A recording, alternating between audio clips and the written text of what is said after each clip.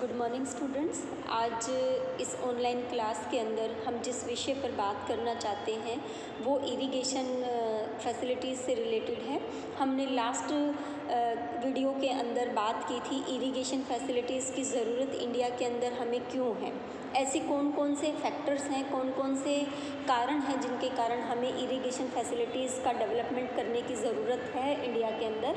आज हम कौन कौन से सोर्स हैं उनकी बात करेंगे। इंडिया के अंदर जो इरिगेशन सोर्स हैं, सोर्स ऑफ इरिगेशन की बात करें तो सबसे पहले कैनाल, वेल, ट्यूबवेल्स एंड पोन्ड्स।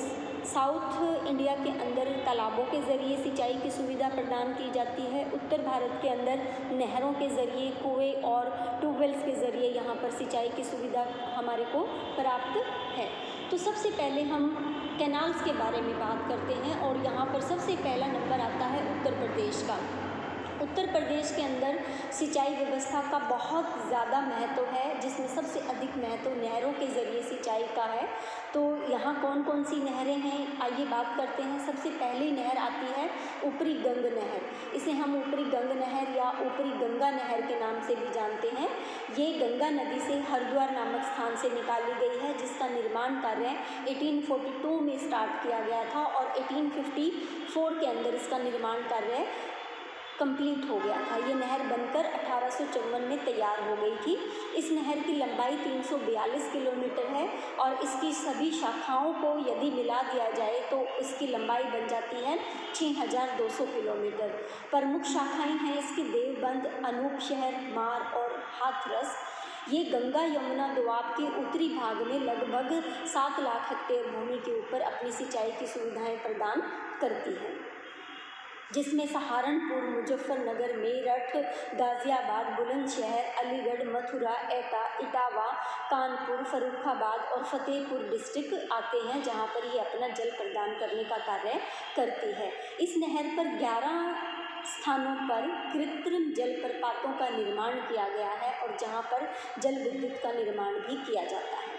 दूसरी प्रमुख नहर है निचली गंग नहर या निचली गंगा नहर। ये नहर 1878 ईस्वी में बुलंदशहर जिले में गंगा नदी से निकाली गई थी और प्रमुख शाखाओं की लंबाई मिलाकर के इसकी कुल लंबाई बन जाती है 6000 किलोमीटर।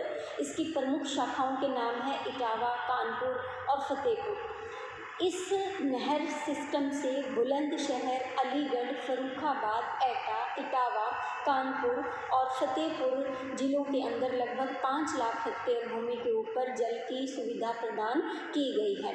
मैनपुरी के निकट आकर के ये ऊपरी गंग नहर में अपना जल डाल देती है और आगे चलकर ये दोनों नहरों का जल जो है इकट्ठा लेते हुए ऊपरी गंग नहर चलती है, लेकिन आगे चलकर कुछ दूरी पर ये दोनों एक दूसरे से फिर अलग हो जाती हैं। थर्ड नहर है शारदा नहर।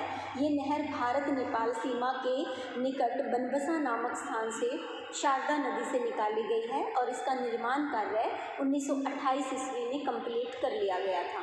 उसके बाद से इस नहर सिस्टम का लगातार विकास करते आ रहे हैं और इसकी अनेक शाखाएं हैं। इसकी कुल शाखाओं की लंबाई 13,624 किलोमीटर हो चुकी है और ये संसार के सबसे लंबे नहर तंत्रों में से एक माना जाता है।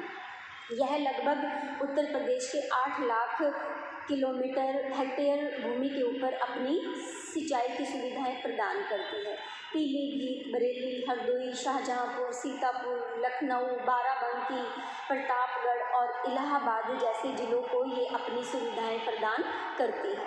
फोर्थ वन इज़ पूर्वी यमुना नहर। पूर्वी यमुना नहर जो है वो सहारनपुर जिले के फैज़ाबाद नामक स्थान से निकाली गई है और इसे यमुना नदी के बाएं किनारे से निकाला गया है। इस नहर को बनाने का श्रेय जाता है शाहजहां को और इसकी शाखाओं सहित इसकी कुल लंबाई बनती है 1450 किलोमीटर। सहारनपुर, मुजफ्फरनगर और मेरठ जिलों के लगभग 1.6 लाख हेक्टेयर भूमि के ऊपर ये सिंचाई की सुविधा प्रदान करती है और उसके बाद यह पुनः दिल्ली के निकट आकर यमुना नदी में ही अपना जल वापस डाल देती है। लास्ट फिफ्थ है आपकी आगरा नहर। ये नहर यमुना नदी के दाहिने किनारे से निकाली गई है। दिल्ली से 18 किलोमीटर दक्षिण की तरफ से ओखला नामक स्थान से निकाला गया है इसे और और ये लगभग 1.2 लाख हेक्टेयर भूमि के ऊपर सिंचाई की सुविधाएं प्रदान करती है।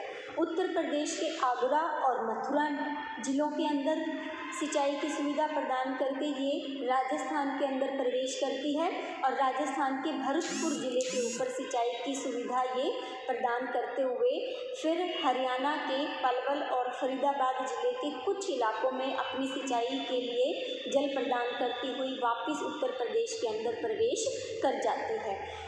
इन नहरों के अतिरिक्त उत्तर प्रदेश में बेतवा नहर, केन नहर, सोन नहर, चंबल नहर इत्यादि प्रमुख नहरें भी हैं जो इरिगेशन फैसिलिटीज़ के लिए अपना जल प्रदान करती हैं। उसके बाद हम पंजाब की नहरों की बात करते हैं। पंजाब के अंदर कृषि व्यवस्था जो है वो पूरी तरह से सिंचाई के साधनों पर डिपेंड करती है। क्यों? क्योंकि वर्षा की मात्रा काफ़ी कम होती है, अनियमित होती है, इसलिए सिंचाई के साधनों का विकास करना अत्यंत आवश्यक हो जाता है। पंजाब के अंदर जो नहरें हैं, यदि हम उनकी बात करते हैं तो अपर बारी दोआब नहर, सरहिंद नहर, भाखड़ा नहर, बीकानेर नहर और ब्यास योजना की नहरें इसके अंतर्गत आती हैं। अपर बारी दोआब नहर की बात करते हैं, ये पठानकोट जिले के अंदर माधोपुर नामक स्थान से रावी नदी के अंदर से निकाली गई है, जिसका निर्माण कार्य 1849 ईस्वी में शुरू हुआ था और 1859 के अंदर जो है ये नहर बनकर तैयार हो गई थी। इसकी सभी शाखाओं सहित इसकी जो कुल लंबाई है वो 2900 किलोमीटर है। यह अमृतसर और गुरदासपुर जिलों के अंदर लगभग 3 लाख हेक्टेयर भूमि पर अपना जल प्रदान करती है। जब ये नहर नहीं थी तो इस इलाके में वन उगे हुए थे, लेकिन इरिगेशन फैसिलिटी ना होने के कारण और वर्षा की कमी के कारण यहाँ पर कृषि अच्छी मात्रा में उपलब्ध नहीं थी। लेकिन जब से इस नहर से इरिगेशन फैसिलिटीज़ डेवलप हुई हैं तो उन वनों को साफ़ करके यहाँ पर अब कृषि जो है उत्तम अवस्था में कार्य किए जाते हैं। दूसरी नहर है सरहिंद नहर। ये सतलुज नदी से रोपड़ नामक स्थान से निकाली गई है। 1886 और 87 में इसका कार्य किया गया था और समय समय पर इसकी शाखाओं में कुछ परिवर्तन भी किए गए हैं। इसकी कुल लंबाई है 6115 किलोमीटर। 5 प्रमुख शाखाएं हैं इस नहर की: पटियाला शाखा, अबोहर शाखा, बठिंडा शाखा, कोटला शाखा और घग्गर शाखा। तो ये पटियाला, संगरूर, बठिंडा, लुधियाना, फिरोजपुर नामक जिलों के लगभग 7 लाख हेक्टेयर भूमि के ऊपर सिंचाई की सुविधाएं प्रदान करती है और इसके बावजूद भी यहाँ पर इरिगेशन फैसिलिटीज़ की कमी महसूस की जाती थी। उसके बाद जो है सरहिंद फीडर स्कीम का निर्माण किया गया और इस योजना के अधीन जो सतलुज और व्यास नदियों का जल व्यर्थ में पाकिस्तान के अंदर प्रवेश करता था और समुद्र में गिर जाता था, उन दोनों नदियों के जल को सरहिंद फीडर स्कीम के अंतर्गत जो बनाई गई नहर है उसमें डाला गया और उसका प्रयोग जो है सिंचाई के लिए किया गया। इसके बाद है भाखड़ा नहर। भाखड़ा नंगल परियोजना का ही ये भाग है। सतलुज नदी के ऊपर भाखड़ा डैम बना करके इसको नहर को निकाला गया है। ये रोपड़ और पटियाला जिलों के अंदर अपना जल प्रदान करते हुए हरियाणा में प्रवेश करती है। 4th वन इज़ बीकानेर नहर। ये नहर फिरोजपुर से सतलुज नदी के अंदर से निकाली गई है और इस नहर का मुख्य जो उद्देश्य था वो राजस्थान के बीकानेर ज़िले को जल प्रदान करने का कार्य था, लेकिन राजस्थान में प्रवेश करने से पहले ये फिरोजपुर के काफ़ी सारे इलाके पर अपना जल प्रदान करके राजस्थान के अंदर प्रवेश करती है। 5th है ब्यास योजना। इस योजना के अंतर्गत ब्यास नदी के ऊपर पोंग बांध बना करके ये नहर निकाली गई है। 116 मीटर ऊंचा बांध है पोंग बांध और फिर ये नहरें जो हैं पंजाब, हरियाणा और राजस्थान के इलाकों में अपना जल प्रदान करती हैं। लगभग 17 लाख हेक्टेयर भूमि के ऊपर ये अपनी इरिगेशन फैसिलिटीज़ प्रोवाइड करती हैं।